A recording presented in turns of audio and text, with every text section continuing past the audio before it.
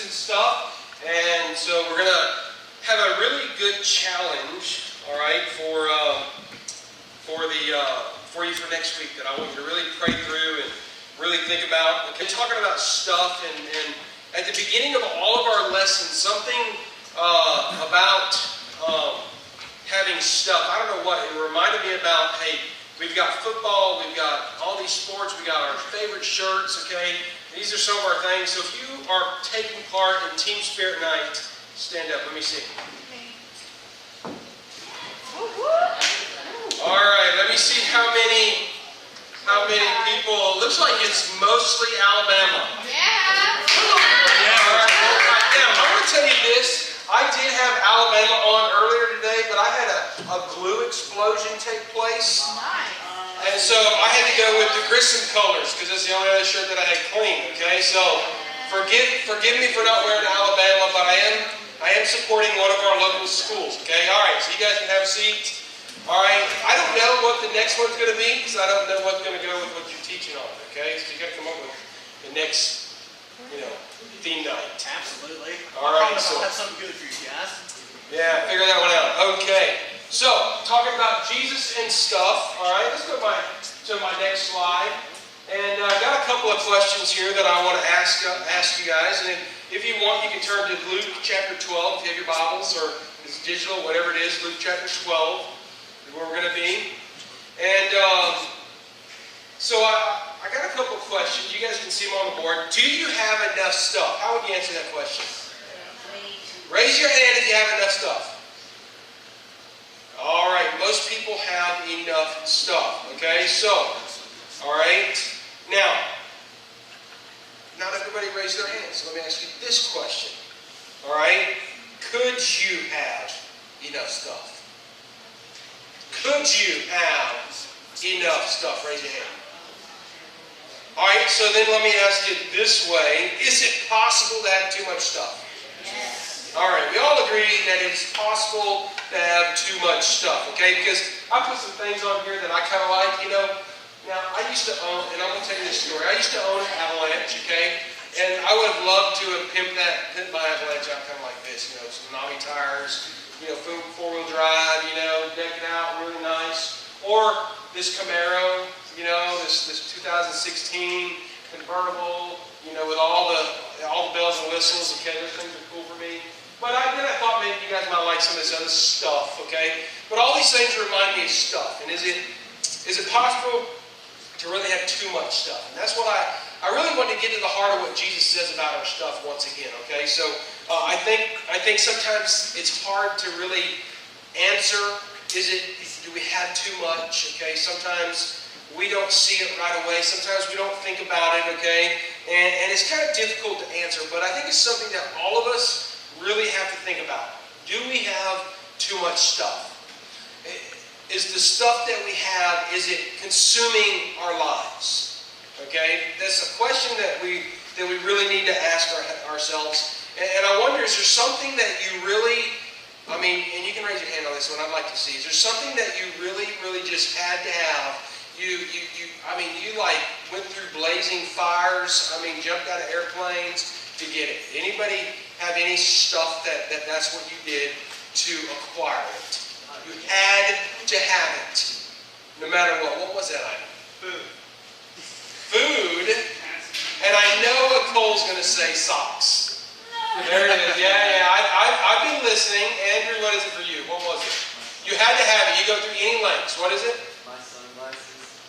Your sunglasses. You love them. What kind are they? Do what? Oh, Oakley's the best. Oh, yeah, there we go. I even named my dog after my sunglasses, okay? All right, what about Brayden? Huh? It's not my dog no more, you're right. But hey, you still named Oakley probably. All right, Brayden, what about you? What did you go to great lengths to acquire? Your what? Your drone. All right, so maybe there's an item that maybe you didn't have to jump through a bunch of hoops, and maybe you didn't have to, dive into the deep end to get it, whatever it is, okay? But there's something you really wanted. I know there's things in my life I really wanted, and I really wanted them bad, okay? So I know that this happens. But let's go over what we've learned, okay? Anybody remember John taught us in the first lesson? Anybody remember? I know that's 2 weeks ago, so it's a long time. It's like a couple years. All right, yeah, what? You remember that he destroyed, and you know what? That is something that is engraved on every person that likes Apple products. John destroyed an iPod. Okay? All right, I mean, that's engraved in my mind. Okay, but what we learn is that Jesus said it's impossible to both love our stuff and truly love Him. And that our stuff is just, I mean, really, it has, in eternity, it has no use. Okay? What about lesson 2? What do you remember about lesson 2? All right, Curtis? So that made an impact. All right, so that little card that we got for you that, hey, where's your heart? Is it more towards Christ or is it more towards stuff? You had to make that decision, all right? And you had to really honestly evaluate your life, all right? And so once again tonight, I will challenge you. I definitely want to challenge you to make sure that, hey, is stuff really what is consuming you, or is Christ consuming your life? I want you to really think about that question as we go into Luke chapter 12. And in Luke chapter 12, I just want to give you a little background information, okay? In Luke chapter 12, right before that, Luke chapter 10, Jesus tells the disciples a parable about the Good Samaritan. And then in chapter 11, he teaches the disciples about the Lord's Prayer, okay? And then we get to Luke chapter 12, and he's teaching just the disciples, but the crowd's not far away. And so they're kind of hearing what Jesus has got to teach, all right? Because I'm sure, he's not so soft-spoken. He wasn't just, I'm sure he was teaching them, making sure that they understood this. He was probably using whatever he could to make an impact in their mind, okay? I just believe that that's the way that Jesus taught, because he uses these parables that, man, they make such an impact. We can't forget about them. He uses one tonight in Luke chapter 12 that we're really going to talk about. But the focus is going to be this, okay? Where is our focus? Is it on Christ, where we can have true joy, or is it on our stuff? All right? So, I want to read verse 13 through 15 to start off with, okay? Then we're going to talk about this. So, it says in Luke chapter 12, verse 13, "Then one from the crowd said to him, 'Teacher, tell my brother to divide the inheritance with me.' But he said to him, 'Man, who made me a judge or an arbitrator over you?' And he said to them, 'Take heed and beware of covetousness, for one's life does not consist in the abundance of the things he possesses.'" So let's stop right there for a minute. So what is Jesus saying? What was the first question in verse 13? Go back to that real quick. Put that on the screen. What's the question here? Somebody help me out. What does Jesus say in verse 13? I know everybody can read, so somebody needs to raise their hand. What was being said? What was the problem? All right, Mariana. Okay, so somebody didn't want to share what they had. All right, somebody else want to elaborate? Curtis? He wanted some of his other stuff. Maybe he wanted some. What gave that away? That he wanted something that that his brother had. Yeah. Okay, because he said he wanted to divide it, but then Jesus starts talking about covetousness, right? About coveting what somebody else has. Okay, and so you're right. So this guy, obviously, hey, he had something that, and I don't know if he was truly like a brother or something like that, but hey, you know how we are in the Christian church. It's like, hey, Brother Brandon, hey, Brother Don. You guys don't say that? You guys just say, hey, Brother Matt, hey, Brother Mike, okay? All right, but really, you guys are my brothers and sisters, so I could really say, hey, Brother Jared, what's up, man? And you would say, hey, Brother Matt, not bad. Or, hey, Sister Bailey, what's up? We could do that. We're not done. But we're brothers and sisters, okay? Anyway, you don't say that to your... I know Madeline and Macy don't say, hey, Sister Macy, hey, Sister Madeline, okay? That's not how we talk. But so I don't know if this... I wouldn't say that this was actually a brother. Maybe it was, because we are talking about inheritance, okay? So I would tend to lean that way, but it doesn't matter. There's something that he had the other guy wanted. All right? And I don't know if you've ever been in a situation like that. Jesus makes a powerful statement in verse 15. So put verse 15 up there. What's the powerful statement that he makes in verse 15? Madeline.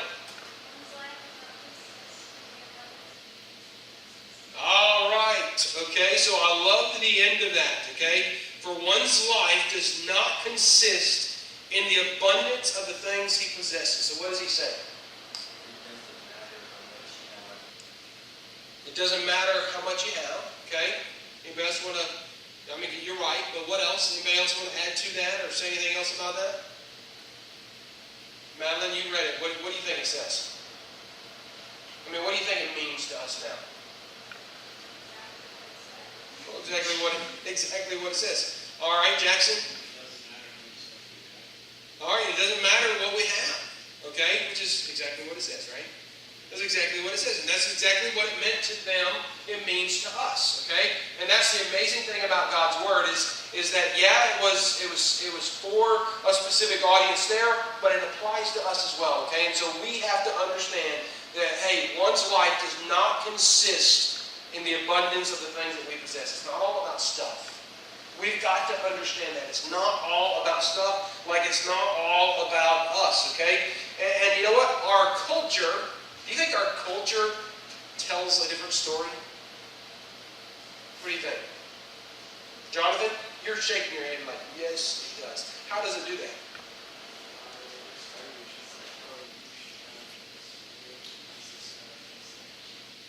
All right, so you've got to have these name brand shoes, the name brand clothes. All right, like Kelsey and Taylor said, oh, you got to get an iOS 9, okay? It's here, it's in.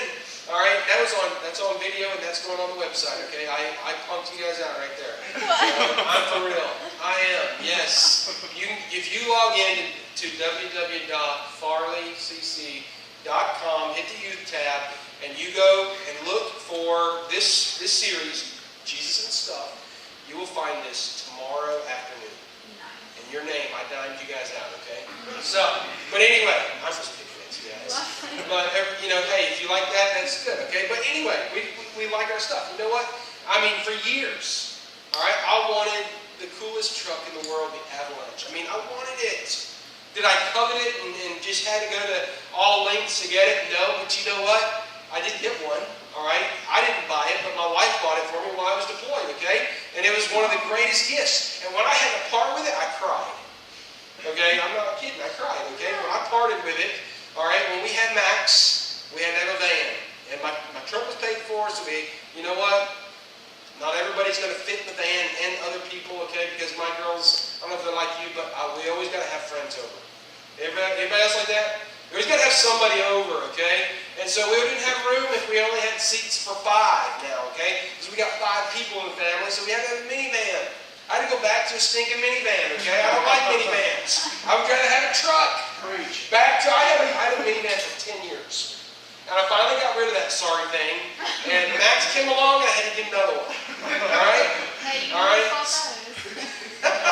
I had to sell my truck for it. I mean, I tried, okay? But, you know what? I got over it. It's just stuff. I can't take it with me. I had to realize that, hey, you know what? Whatever's going to help, all right? And you know who else's fault it is? Dave Ramsey. It's all his fault, too. It's good stuff, okay? If you don't know what I'm talking about, he has some good stuff that he teaches, all right? But, get out of debt so that you can get more away, okay? That's kind of one of the principles, okay? But anyway, but this goes along with what John taught last week as well, the rich young ruler, right? I mean, he said, hey, I'm a good person. Remember, hey, do you guys remember the trivia that John gave you that I've given you before? But I think only like one person or 2 people said it about what the commandments that Jesus was saying, hey, you kept this, you kept that, did you remember the trivia about that? All right, Curtis, raise your hand. Let me hear. Why did he only name the ones that did? Do what? Why did he only name the ones that did, not all of them? Okay, why is that? You remember what he said? All right. Yes. That's right. So if you look at the 10 Commandments, the first 4 are about our relationship with God. And then the other 6 is our relationship with others. Did you guys know that? Okay, and John told you guys that. I don't remember how he exactly shared that or said that or in the context, but that is exactly that's what the 10 Commandments are. The first 4 are about God. The other 6 are about our relationship with others, okay? And you know what? I promise you, our relationship with God and our relationship with others, all right, they're affected. If our relationship with God is not like it needs to be, then I promise you your relationship with others is not going to be like it should be. If your relationship with others is not what it should be, then your relationship with God is probably not where it needs to be, okay? So they really go hand in hand. But the rich young ruler, do you guys remember how he walked away? I want somebody to come up here and show me how this guy walked away. Anybody remember? Let's see that. Show us. Come on, you got it right. Yeah, this is how he walked away when Jesus died him down. He walked away like, oh, I can't do that. Oh, and he was so sad because he couldn't sell all his stuff and give it to the poor and follow Christ. He wasn't willing to part with his stuff. All right? Our stuff should not possess us. Sometimes we fall into that habit. All right? We're all sinners, okay? Even myself, there's things that I like sometimes, and you know what? I find myself going, I really want that, you know? And then sometimes I got to evaluate and be honest with myself and say, hey, why do I want it? All right? What is it going to do if I get it? And we got to be careful with these things. There's some things that we need, and there's some things that we don't need, okay? And John, I forgot something that I need. If you'll go get it. It's you'll see it sitting on my green chest in my office. Oh, you don't know my office key looks like, do you? Yeah. Just try them all, okay? You'll see. I can't see what you got there, but you'll see what it is, okay? It's black and it's got Chaplain Bonnet written on top of it. Okay? Just bring that up. Bring the whole thing. Yeah, just what I've asked for, just the part, okay? All right, so this guy walks away. Let's move on to verse 16, though, okay? Let's look at 16 through 21. Then he spoke a parable to them, saying, the ground of a certain rich man yielded plentiful. And he thought within himself, saying, what shall I do, since I have no room to store my crops? So he said, I will do this. I'll pull down my barns and build greater, and there I will store all my crops and my goods. And I will say to my soul, soul, you have many goods laid up through many years. Take your ease, eat, drink, and be merry. But God said to him, fool, this night your soul will be required of you. Then whose will have those things which you have provided? So is he who lays up treasures for himself and is not rich towards God. So somebody tell me, what is Jesus saying to this guy right here? What is this parable talking about?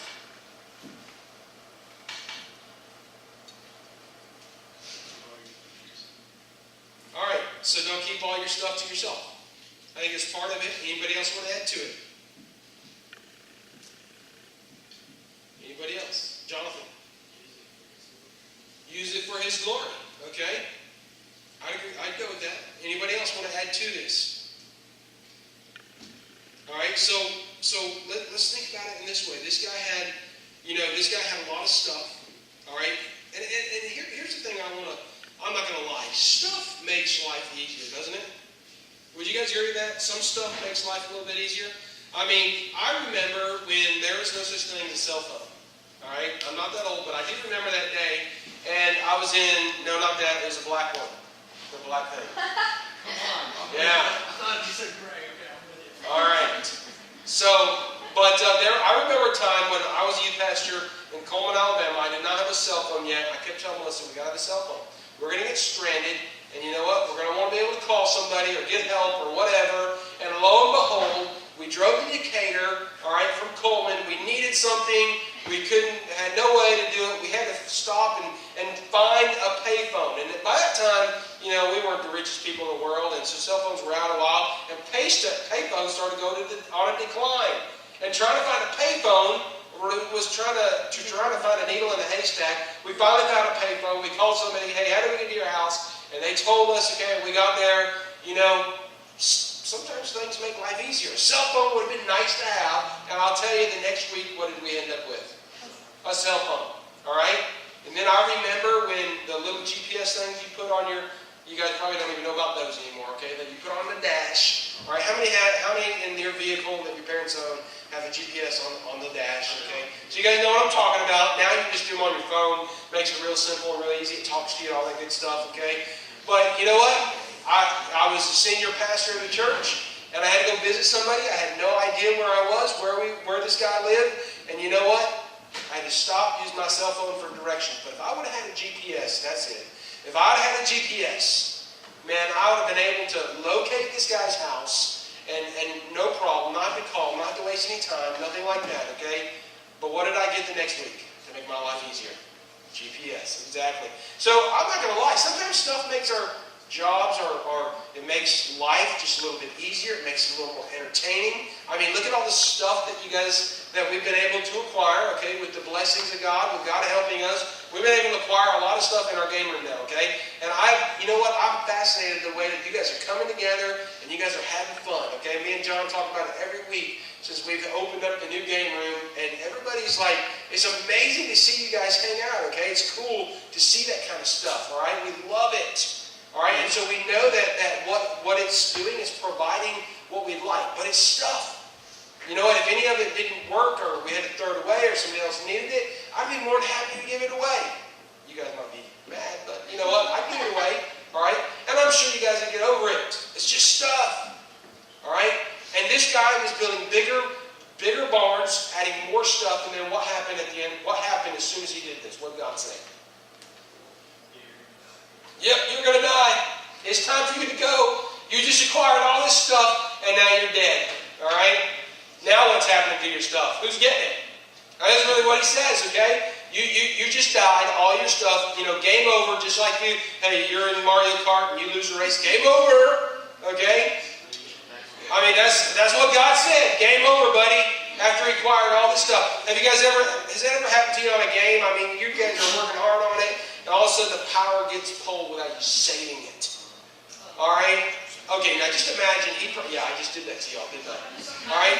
Now, I mean, this is like he's dead, he's got all this stuff, and he says, where's it going to go now? Because you can't take it with you. All right? And Jesus is telling this story about this guy. But it's so powerful because that is what we need to hear. Is what we've got to understand. Our stuff is just stuff. All right? So bring up this item real quick, okay? Because I have a challenge for you. Now, before I had this is a laptop. Now, I'm not breaking this laptop today. This laptop actually still works, so I'm not breaking this laptop, okay? There's another purpose that I want to share about this laptop, because before I had this one, I had this one that looked like a suitcase. I mean, it was like one of them old school ones, okay? You guys know what I'm talking about? I mean, it actually had wheels on it, probably. You got one still? You want one of the old school ones? All right, retro? It was a retro computer or laptop, okay? So I got this one right before I deployed to Iraq, okay? Because what happened to my old one, all right, as you would know, I was getting ready and all my stuff was on it, and all of a sudden, it just went like black screen. And I could not get any of my stuff that was on the back, and I was so mad at all my sermons and everything else on it, okay, that I was taking with me to Iraq. And I was so upset, and I said, all right, I got to have another laptop. I'm going over to Iraq, all right? And so I bought this thing. And you know what? It's not like the cream of the crop at the time. It was probably a year out of date. But you know what? It's going to do the trick, all right? It's going to do exactly what I need. It's going to be able to store things on it. I've used it, you know what? I would say the last year, it probably hasn't gotten as much use as it used to, okay? But it still works. It's in good working condition. But this is just stuff. All right? I could break it like John did. But instead, this is what I'm going to challenge you to do, is find something. All right? And yes, if I get rid of this, me and Melissa will not have a laptop, okay? The girls still do, but we won't, all right? But you know what? I've got work stuff. I can do it there. We can borrow theirs, whatever it may be, but theirs is not working quite right. But hey, we're going to be okay, all right? But I'm going to donate this to charity because it's still got a little bit of life left in it. Even though it's probably 6 years old, it still works, okay? It still has a little bit of life. Maybe somebody could get a little more use out of this thing, okay? And so, you know what? I'm going to leave it right here. It's going to be here for next week because here's the challenge, all right? I want to challenge you to find something. Maybe it's more than one thing. Maybe it's 2 or 3. Maybe it's 5. I don't care what it is. But next week during our worship session, at the end, we're going to lay our stuff at the altar. Our stuff. All right, that we can part with, we don't need. All right, it can be one item, it can be major, or it can be minor, I don't care. Ask permission from your parents first, okay? I don't want to get you in trouble. But I want you to find something that you can part with. All right? It's just stuff. You can't take it with you. But bring it, and we're going to have our altar, our invitation time, and just leave it at the altar. And we're going to give all this stuff, whatever's brought, we're going to give it to charity next week, okay? I'm going to put somebody in charge of making sure we give it to the right people. All right? Somebody in here will help me organize that. But I want to challenge you to find something. You know what? This is just extra stuff. This is just something that I don't need. It's just stuff. All right? And I don't mean that, hey, it's extra stuff. I know there's things that you got to have. I mean, you can't give away your school laptop. I mean, I know you'd like to probably, but you can't. There's just some things that I promise you would get in big trouble if you give away, okay? So I don't mean like extra stuff, but just something you know what? I don't really need this. All right? I want you to pray about it. I want you to think about it. Okay? Could be one thing, could be many, whatever it is. Pray about those things, okay? And bring them next week. All right, guys. So let's go ahead and let's pray, and then I'm going to dismiss you into 3 groups, okay? Father God, we thank you for this day, and thank you so much for teaching us about stuff. Lord, there's some things we just don't need, that we have excess. God, we can work all our lives for things, and then just like the guy in the parable, you could just take us to be with you. And this stuff it's just stuff. It's staying with us. It's staying on this earth. We can't take it with us. In eternity, we're going to look down and we're going to see all this. And Lord, have we stored up treasures on earth, or do we store treasures in heaven? And God, storing up treasures in heaven means sharing the gospel and storing those treasures. It means serving others and storing those treasures, God. It means taking your word and just understanding it better and giving that as a testimony to somebody else of what you're doing in their life and what you've learned.